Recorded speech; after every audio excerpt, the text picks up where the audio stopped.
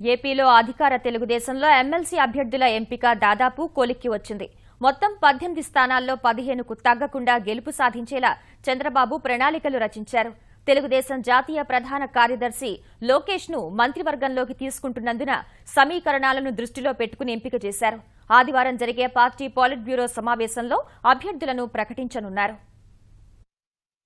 MLC అభ్యర్థుల ఎంపికపై తెలుగుదేశంలో గట్టి పోటీ నెలకొంది. 15 నుంచి 16 స్థానాలకు గాను 150 మంది నేతలు ముఖ్యమంత్రి చంద్రబాబుకు విజ్ఞప్తులు చేసుకున్నారు. నామినేషన్ల దాఖలకు సమయం దగ్గర పడుతున్నందున చంద్రబాబు కసరత్తు తీవ్రం చేశారు. ఇప్పటివరకు కడప జిల్లా స్థానిక సంస్థ కోటాకు సంబంధించి బీటెక్ రవి పేరును మాత్రమే ఇప్పటివరకు ఖరారు చేసింది. శ్రీకాకుళం జిల్లాలో బగ్గు లక్ష్మణరావు, కోళ్ల అప్పలనాయుడు, శత్రుచర్ల విజయరామరాజు పేర్లు వినిపిస్తుండగా కలిశెట్టి అప్పలనాయుడు పదవి ఆశిస్తున్నారు.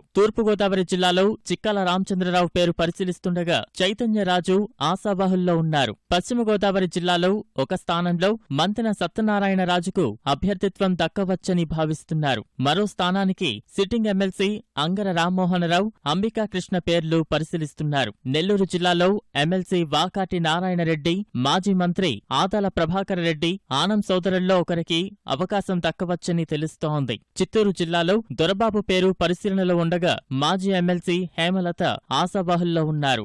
అనంతపురం జిల్లాలో దీపక్ రెడ్డి లేదా మెట్టు గోవింద్ రెడ్డిల్లో ఒకరికి అవకాశం కల్పించవచ్చని తెలుస్తోంది. కర్నూలు జిల్లాలో ఎమ్మెల్సీ చక్రపాణిరెడ్డికి మరోసారి కొనసాగింపు ఇచ్చే అవకాశం ఉంది. త్వరలో జరిగే మంత్రివర్గ విస్తరణ దృష్ట్యా శిల్పా సోదరులకు ఎమ్మెల్సీల్లో ప్రాధాన్యం కల్పించవచ్చని తెలుస్తోంది. సోమిశెట్టి వెంకటేశ్వర్లు అవకాశం కల్పించాలని కోరుతున్నారు.